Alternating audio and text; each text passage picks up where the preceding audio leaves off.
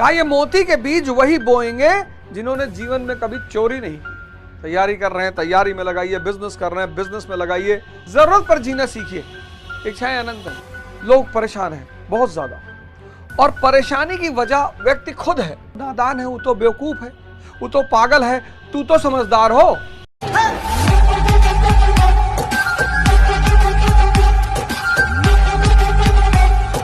कुछ लोग होते हैं ना, अब मैंने ये दुनिया छोड़ दी, अब मैं सन्यासी बन गया, अब मैं घर छोड़ के जा रहा हूं, संसार माया है, घर खराब है, माँ बाप नहीं होने चाहिए, परिवार नहीं होने, सब बेकार की बात है। जैसे जैसे आपका वर्ण उन्नति होता जाएगा, बड़ा प्यारा वर्ड है वर्ण, अभी आगे आऊंगा मैं इस पे। हम सबका जीवन शूद्र से शुरू होता है, यानी इंद्रियों से शुरू होता है।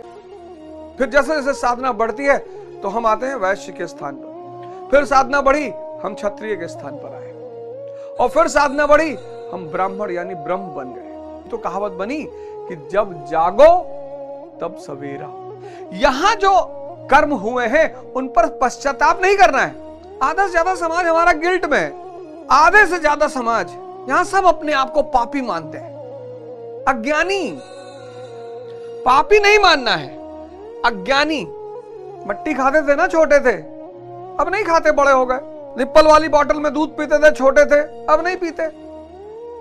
अज्ञानी, बस यही पूरा यात्रा है। पापी मानने को कोई जरूरत नहीं है, ग्लानि से भरने की कोई जरूरत नहीं, ये सब आपके विकास में बाधक है।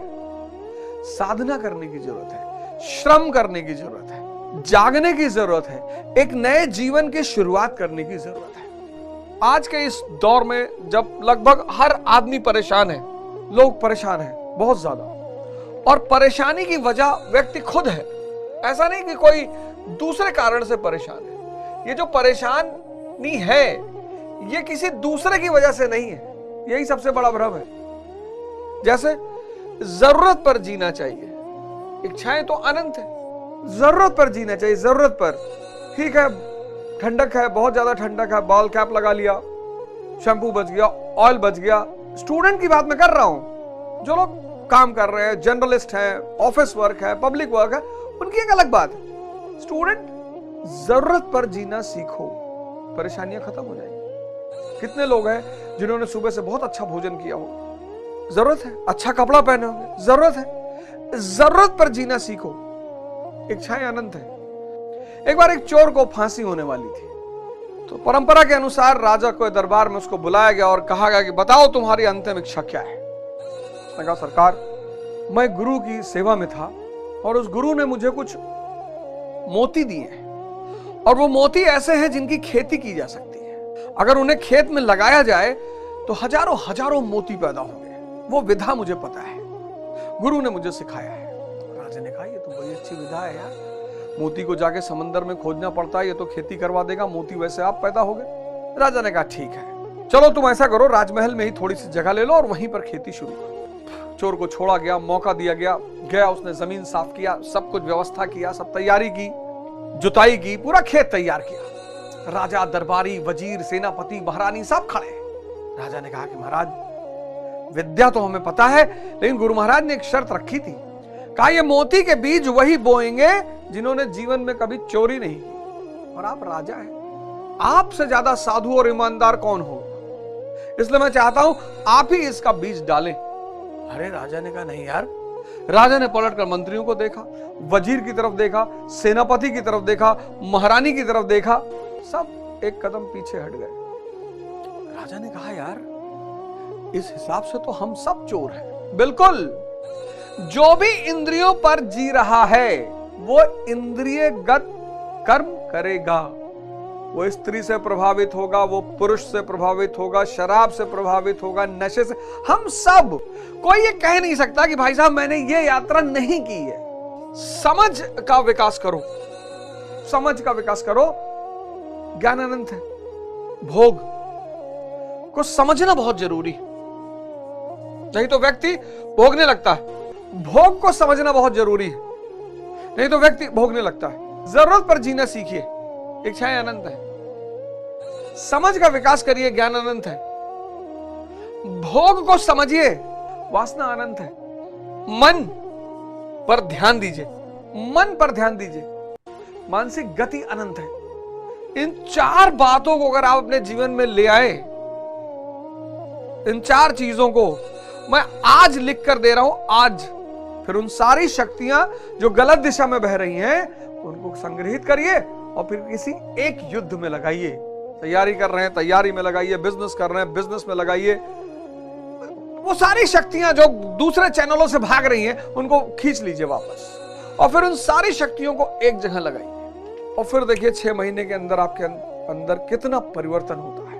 और फिर गुरु भगवान और प्रभु की इच्छा रही तो आपका निरंतर विकास होता रहेगा और इस दुनिया से उस दुनिया तक विकास होता रहेगा। एक बैग किसी चीज को मत छोड़िए। तो पहला चुनौती क्या है?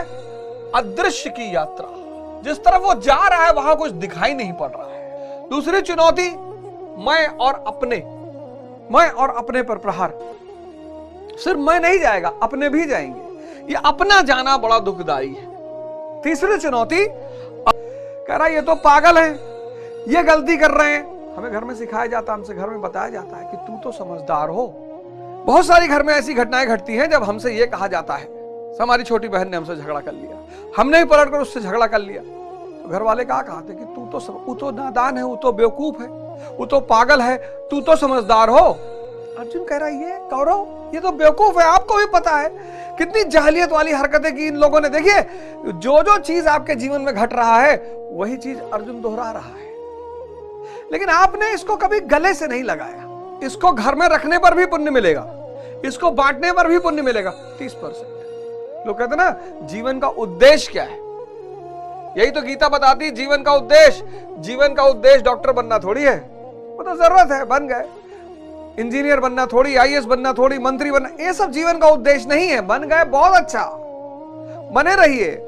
जीवन का उद्देश्य है निम्नतम शूद्र से ब्राह्मण की यात्रा, ब्रह्म की यात्रा। निम्न से इंद्रियों से यानी सेंसेस, हम सब शूद्र की तरह पैदा होते हैं। सेंसेस से कॉन्शियस की यात्रा, यही है जीवन का मूल उद्देश्य। इस यात्रा में कई पड़ाव आएंगे। आप डॉक्टर बन जाएंगे, आप इंजीनियर बन जाएंगे, आप आईएएस बन जाएंगे, आप मंत्री बन जाएंगे, सब बनते रहेंगे, पर यात्रा नहीं रुकनी चाहिए। गिल्ट नहीं होना चाहिए, पश्चाताप नहीं होना चाहिए कि हम तो बहुत पापी, भैया हमारा तो उद्धार नहीं, सब पापी हैं।